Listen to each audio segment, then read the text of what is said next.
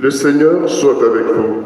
Et avec votre esprit. Bonne nouvelle de Jésus-Christ selon saint Marc. Gloire à toi, Seigneur. En ce temps-là, Jésus regagna en barque l'autre rive, et une grande foule s'assembla autour de lui. Il était au bord de la mer. Arrive un des chefs de synagogue nommé Jaïr. Voyant Jésus, il tombe à ses pieds et le supplie instamment. « Ma fille, encore si jeune, est à la dernière extrémité. Viens lui imposer la main pour qu'elle soit sauvée et qu'elle vive. » Jésus partit avec lui, et la foule qui le suivait était si nombreuse qu'elle l'écrasait. Or, une femme qui avait des pertes de sang depuis 12 ans, elle avait beaucoup souffert du traitement de nombreux médecins, et elle avait dépensé tous ses biens sans avoir la moindre amélioration. Au contraire, son état avait plutôt empiré. Cette femme donc, ayant appris ce qu'on disait de Jésus, vint par derrière dans la foule et toucha son vêtement. Elle se disait en effet, « Si je parviens à toucher seulement son vêtement, je serai sauvée. » À l'instant, l'hémorragie s'arrêta et elle ressentit dans son corps qu'elle était guérie de son mal. Aussitôt, Jésus se rendit compte qu'une force était sortie de lui. Il se retourna dans la foule et il demandait, « Qui a touché mes vêtements ?» Ses disciples lui répondirent, « Tu vois bien la foule qui t'écrase et tu demandes qui m'a touché. » Mais lui regardait tout autour pour voir celle qui avait fait cela. Alors la femme, saisie de crainte et toute tremblante, sachant ce qui lui était arrivé, vint se jeter aux pieds de Jésus et lui dit toute la vérité. Jésus lui dit alors, « Ma fille, ta foi t'a sauvée.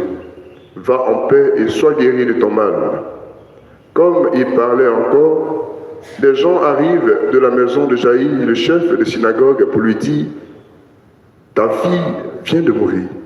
À quoi bon déranger encore le maître ?» Jésus, supprimant ces mots, dit au chef de synagogue, « Ne crains pas, crois seulement. » Il ne laissa personne l'accompagner, sauf Pierre, Jacques et Jean, le frère de Jacques.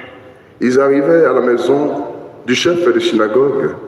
Jésus voit l'agitation et des gens qui pleurent et poussent de grands cris. Il entre et dit, « Pourquoi cette agitation et ces pleurs? L'enfant n'est pas morte, elle dort. » Mais on se moquait de lui. Alors il met tout le monde dehors, prend avec lui le père et la mère de l'enfant et ceux qui étaient avec lui, puis il pénètre là où reposait l'enfant.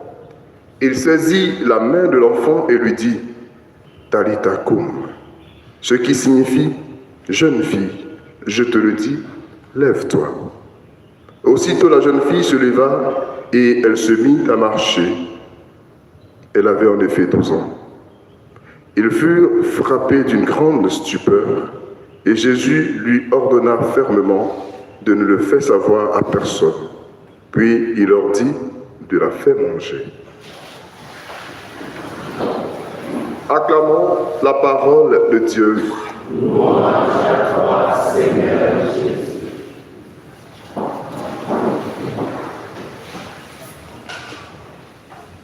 Frères et sœurs, comme je l'ai signifié en début de célébration, nous faisons mémoire en ce jour de Saint Jean Bosco, qui a été un maître pour la jeunesse. Il n'a pas été simplement un maître par l'enseignement, il a aussi été un maître par l'exemplarité de sa vie.